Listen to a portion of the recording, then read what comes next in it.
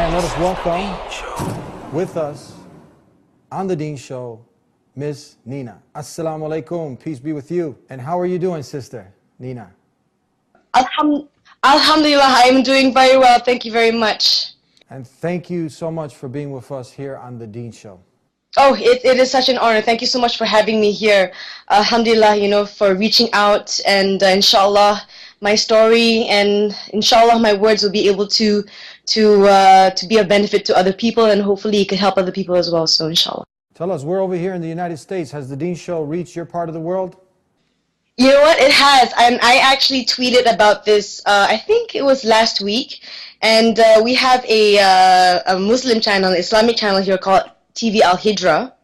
And when I switched it on, immediately it was the Dean Show. And I was like, Alhamdulillah, amazing. And so I tweeted about it. And I think a week after, I received an email from the Dean Show. So, mashallah, I'm very happy that your show has been going on. It has, honestly speaking, before I even put the hijab on, I was watching the show and I was doing a lot of research about Islam and looking for my way and my path towards Islam. And alhamdulillah, it has been a really good journey. And thank you for having the show. It's such an amazing show, and I hope that more people get to watch it and see it and know about it. Thank you so much, Sister Nina. Sister Nina, tell us. People are excited. They want to know, the not yet Muslims, the Muslims, they want to know what was the turning point in your life now? The turning point that had you really start to research, reflect, and get you to where you are today. Please talk to us about this. Well, in my life, in my past one, I kind of call it past life because I would call myself a revert. I was born a Muslim, but I didn't really practice much when I was young. And I think through the years, as you know, I was an artist. I was a pop artist. I was a rapper.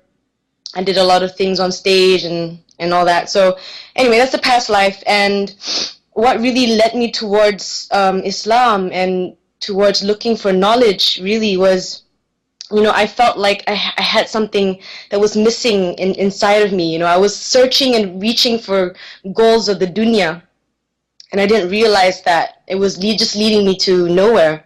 And I think, my brother passed away a few years ago, and that was probably one of the turning points that I had in my life, which kind of pushed me towards really understanding more about my deen, and that actually pushed me to actually start praying salat a few times a day. Once a day. First I started with once a day. Then after that, alhamdulillah, I met my husband, and he prays 5 times a day. He's a good Muslim, alhamdulillah, and he taught me to pray 5 times a day, and he taught me to slowly try to read the Quran. And then from there, my mom and dad, alhamdulillah, they're really supportive of me. They take me to Umrah, and after going for Umrah to Mecca and to Medina, it really, really opened my heart and my eyes and just myself to really wanting to become a better Muslim. So Hajj was really the other biggest turning point in my life, where I decided that I wanted to 100% submit myself to Allah subhanahu wa ta'ala and to change my life completely, because I'm 33 years old right now, and I've lived pretty much most of my life living for this dunya, and now it's all about trying to find a way where I can actually build a beautiful, beautiful eternal life in Jannah, inshallah. So, seeking for knowledge, alhamdulillah, Malaysia is such an amazing country. Like, we're basically a Muslim country, but we do respect other religions as well. We have Christianity, we have Buddhism, we have Hinduism, and all that. Alhamdulillah, we live here in peace. But I'm so happy that our government does support a lot of classes and Islamic classes that go on. We have Islamic universities here as well, alhamdulillah. So actually, it's only been about 5 to 6 months since I've done my Hajj, and that was the time I decided to keep on my hijab. These past 6 months has been amazing. Alhamdulillah, I've been able to actually go out and meet, not say meet, but actually go out and listen to a lot of amazing scholars that have come to Malaysia, like Mufti Menk, Numan Ali Khan, Sheikh Kamal, Sheikh Saad, Sheikh Walid, and alhamdulillah, it's may Allah grant them the highest levels of Jannah, and for everybody that teaches our deen the right way of the Sunnah and from the Quran and from Sahabat. It's just seeking for knowledge for me is I'm a student of knowledge now, so that's my goal in life, inshallah. So yeah. Nina, tell us, you mentioned your brother who had passed away. Tell us a little bit about him, please. My brother that passed away, well, he passed away when he was in his 40s. Yeah. He was a special child. He was born with a hole in the heart. And, when he passed away, he had, he was married, he has one child, and she's 16 right now. She's doing so well in school, alhamdulillah. Her mother's such a beautiful woman. She's such a good Muslimah as well. And my brother died basically because of that condition, and it infected all of his other organs in his body. And so, inshallah, I hope to see him in Jannah. My prayers are with him, inshallah. Nina, if you can think back to when you found out your brother had died and that moment, what it felt like, because I know for myself and many people, the turning point was when someone close to him died. And you really start to really reflect, ponder, and think about that moment of death, that you'll be away from all your loved ones will be away from you, you're in the grave, the money can't save you, nothing, all the wealth you've amassed, that stays behind, you can't take it with you, and the reality kicks in, death, I'm really gonna die. So share with us that experience when you had your brother who was very close to you, when he passed. What was that like, so we can attain some benefit from that? Okay, inshallah. Well, I was close to my brother, and I never thought that, at the time, nobody that was close to me ever passed away. I had no idea what it felt like to lose somebody that I loved. And when I got the phone call, I knew that he wasn't really doing well, but when I got the phone call and my mom told me that he's gone, he's passed away, I was like, what? I couldn't believe it. I thought I was dreaming. And to have somebody leave you just so, I don't know, I was heartbroken. I was lost. I didn't know really what to do, what to think. And then I thought to myself, like, where is my brother now? Where did he go? Is he in heaven? Is he in his grave? At the time, I don't really know much about Islam. So, we said our prayers. We cleaned him as we do, and then buried him, and then said all the prayers and everything. And then,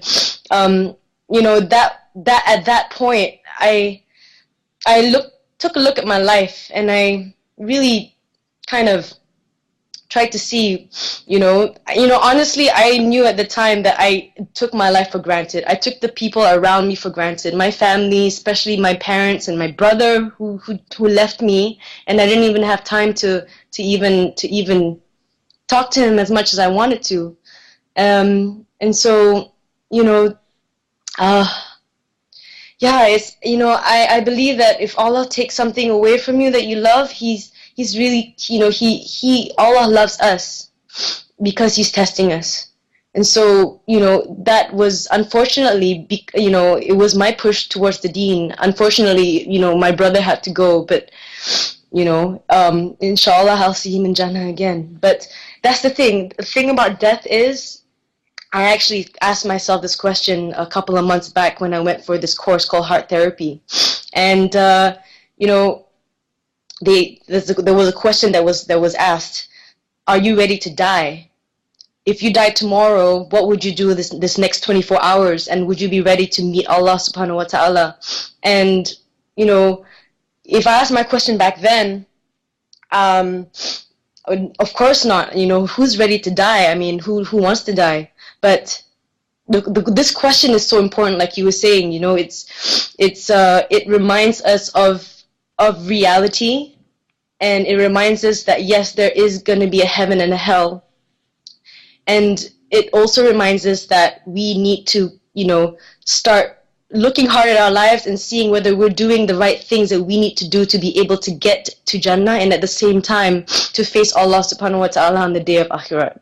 Because I know that my brother is in the grave right now, and I pray to Allah that He protects him in the grave from any torture or torment. And inshallah, Allah will have mercy on his soul. And may Allah have mercy on all of our souls. Ameen. That's right. May the Creator of the heavens and earth have mercy on your brother, have mercy on all those who strive to please their Creator before they meet their Creator. And may He guide us all to the truth, the way that's pleasing to Him. Now tell us also, you mentioned that you had started praying one time a day, twice, 3 times. Finally, you got up to 5 times a day. Then you started wearing the hijab. Tell us how you made this wonderful progress. Yes, that was pretty much the way that I kind of found my way towards learning about it more and understanding about it more and believing in it more. In actual fact, praying once a day was, for me at the beginning, was kind of hard, but alhamdulillah, because my husband helped me out so much with this, alhamdulillah, from once, twice to 3 times a day, coming back from Hajj, alhamdulillah, I pray 5 times a day, every day. And I think salah, praying is one of the most fundamental things, is the most important thing to actually pull ourselves towards Allah subhanahu wa ta'ala. I feel that every time that we pray, we are actually calling Allah, and we're connecting with Him in such a direct way, and that is our source to Allah subhanahu wa ta'ala. Our du'as, our wishes. That's the time when we really connect with Him. So I believe that anyone who starts praying, inshallah, they will get to know more about Islam and to go deeper and want to go deeper and know about the knowledge and the deen.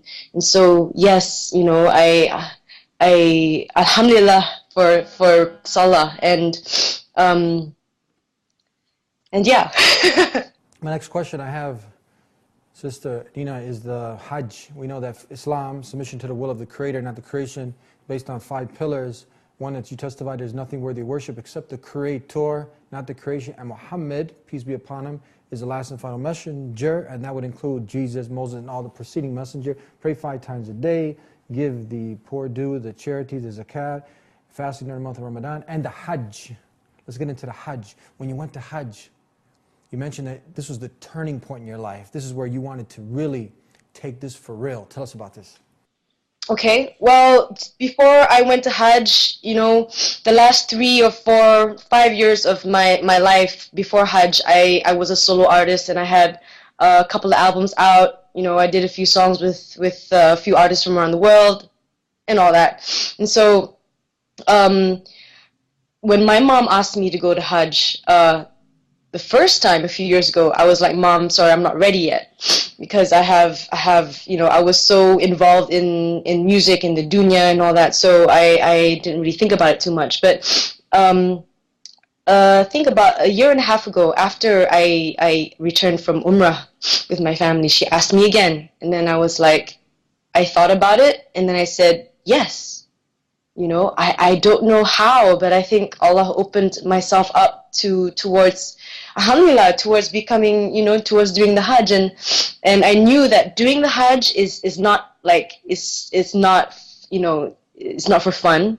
I've heard of, or I've seen some people go for Hajj, they come back and not change. And what we wish for when we go for Hajj is a Haji that is mabrur, that is accepted by Allah subhanahu wa ta'ala. So, I prepared myself. I went for my Quran classes.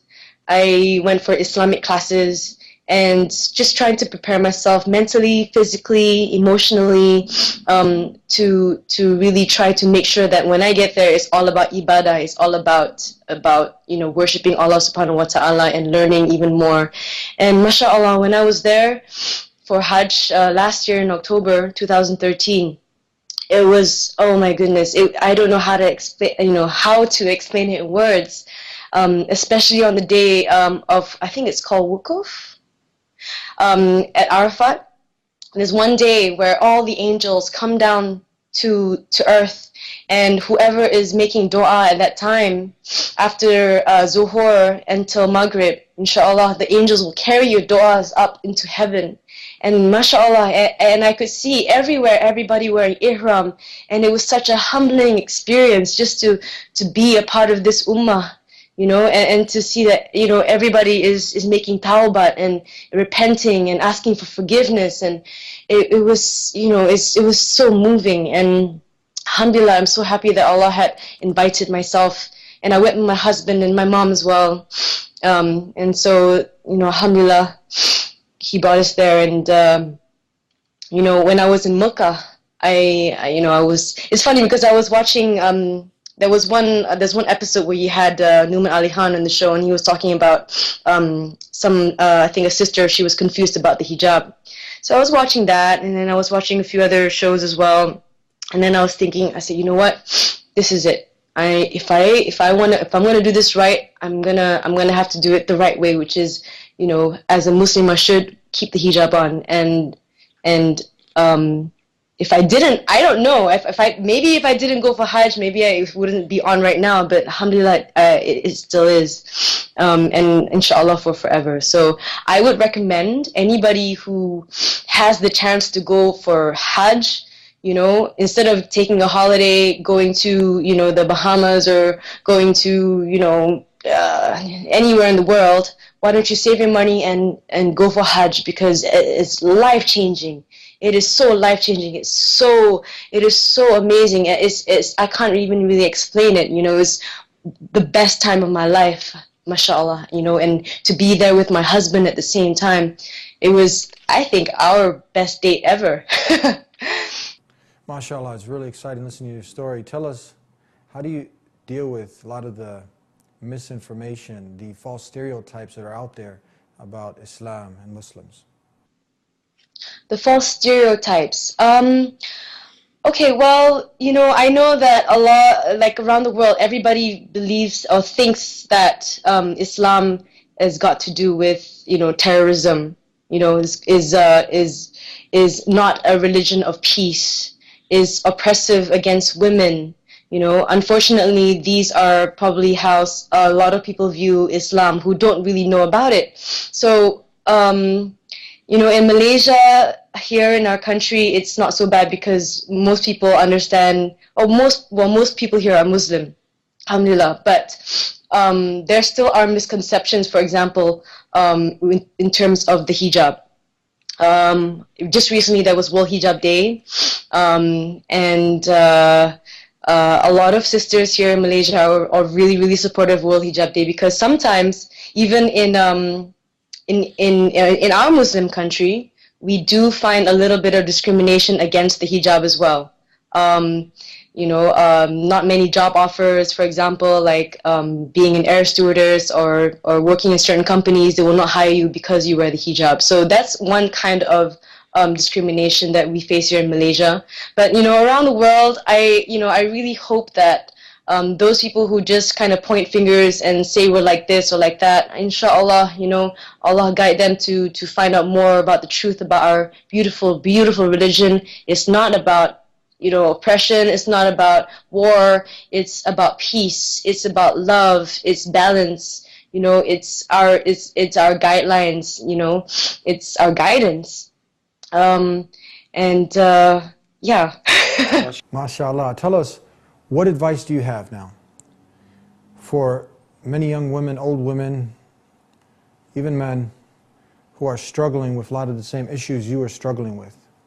You have an emptiness in the heart.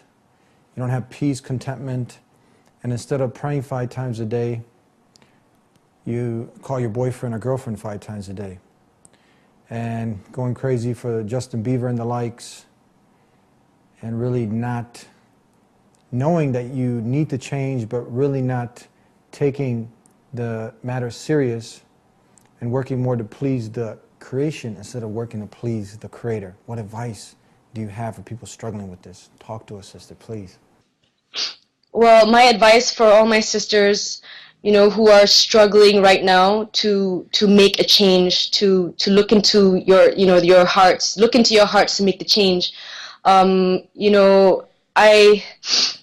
I believe that, in the beginning, you may be scared. I was scared in the beginning as well. I was fearful about, how my life could change, how it could be. But instead of trying to impress everybody about the way you look, instead of trying to idolize, artists like as if they are gods, try to look into your heart and try to see what's missing, and that missing link is Allah subhanahu wa ta'ala. Take that first step. It could be the smallest step. For example, like if you're a sister that likes to wear, mini skirts and singlets, maybe the next thing that you could do is try to wear something that covers your legs and your arms and your body. Then after that, inshallah, maybe you can start, contemplating your life. Sit down for like an hour and think about your life. Like, where are you now? What is this life about? Who created this world, this beautiful world, this universe? Who created the heavens? Who created our heart? It's Allah subhanahu wa ta'ala. If you can try to connect with that, inshallah, He will allow you to start praying once a day, twice a day, and you will see yourself changing a little bit here and there, and another piece of advice I like to give for my sisters is, it's not, honestly, the real beauty comes from inside, and I think it's the beauty of modesty as well.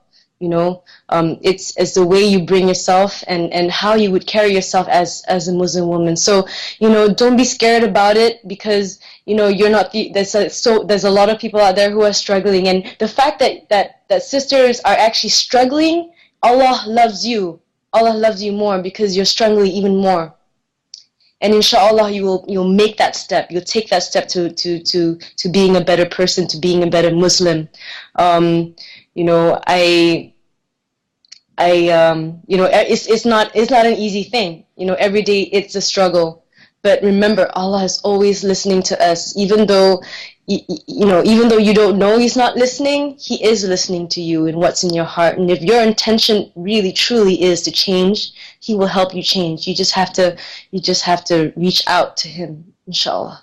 MashaAllah, alhamdulillah. Tell us, how important was it, sister, for your development, having good company around you, good friends? Talk to us about this. Learning from my teachers, they tell me that your company and your friends are what make you.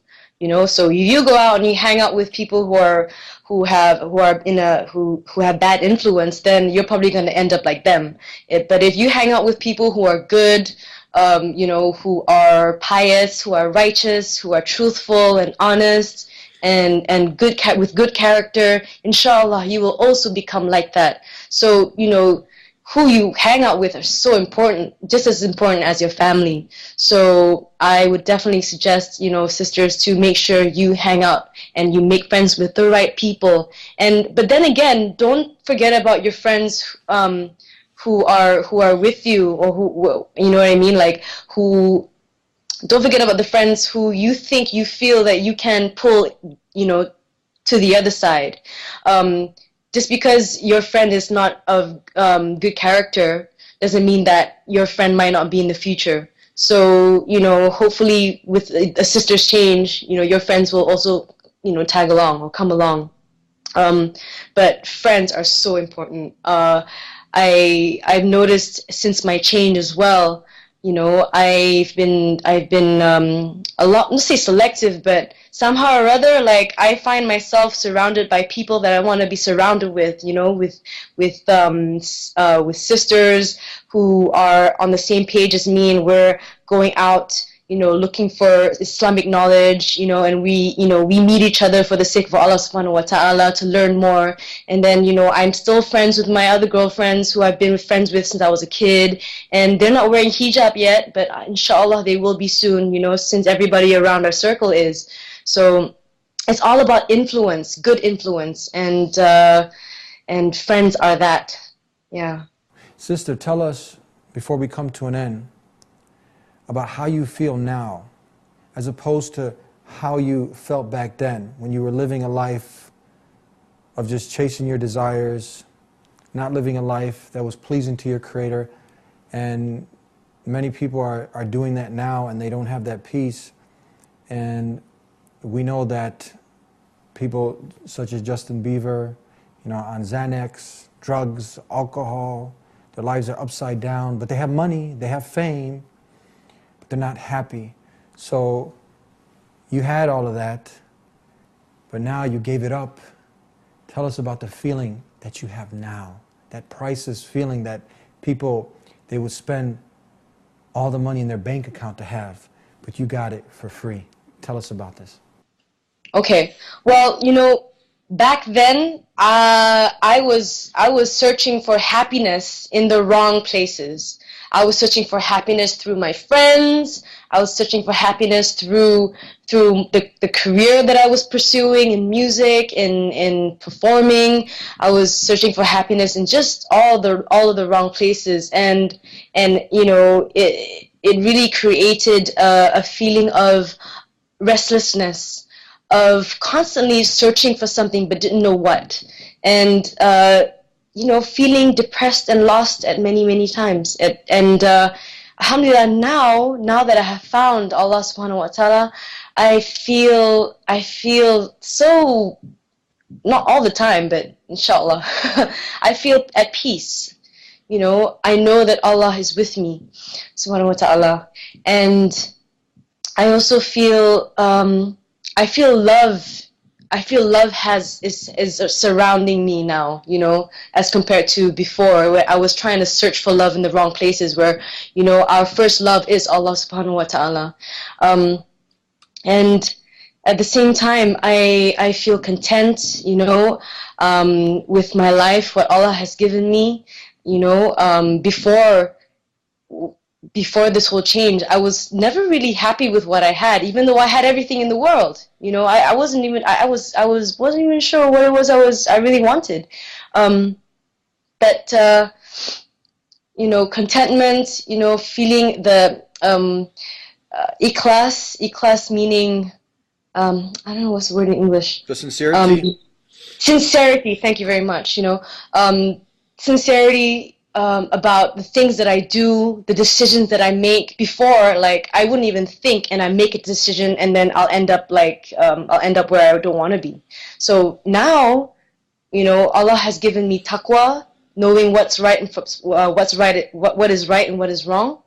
He's alhamdulillah given me I pray for ikhlas as well, for sincerity, for the things that we do. Nowadays when I make decisions, especially with my work, I have to know, okay, by me doing this, is this going to be against Allah subhanahu wa ta'ala's wishes? Is it against the sunnah of Quran? Or, is it something that's going to lead to something bad? So I've never had this kind of thought process before, and alhamdulillah, it's really trying to find peace and happiness in life. And that peace, I believe, comes from praying 5 times a day, from doing the duties that you need to do as a Muslim, pays your zakat, fasting during Ramadan, and going for Hajj, or maybe going for Umrah as well. And also, building good character, making sure that you're always in check with what's going on inside of you, and making sure that your connection with Allah subhanahu wa ta'ala is always there at any given time.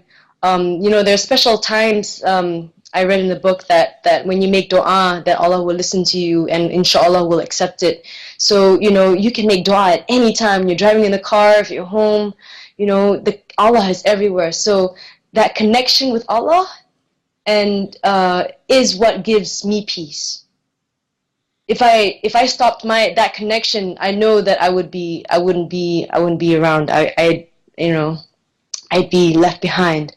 So, the key is to have that connection and to contemplate about where I am in my life with Allah subhanahu wa ta'ala. Yeah. MashaAllah. And we've come to an end. Thank you so much for being with us here on the Deen Show. May the Creator of the heavens and earth, Allah, reward you, keep you steadfast and far away from ever going back to that lifestyle. Keep you and your family blessed as He's blessed you with this guidance. It's such a gift. You can have the money, you can have the fame, but you know that Islam, submission to the will of the Creator, not the creation, is a gift. It's a priceless gift. And may the Creator keep you and keep me and keep all of us on this deen all the way to Jannah. Thank you. Assalamu alaikum. Alhamdulillah. Thank you so much, Brother Eddie, for having me on the show. Jazakallahu khair. Wa alaikum salam wa rahmatullahi wa barakatuh. Thank you so much once again. Peace be with you. Assalamu alaikum.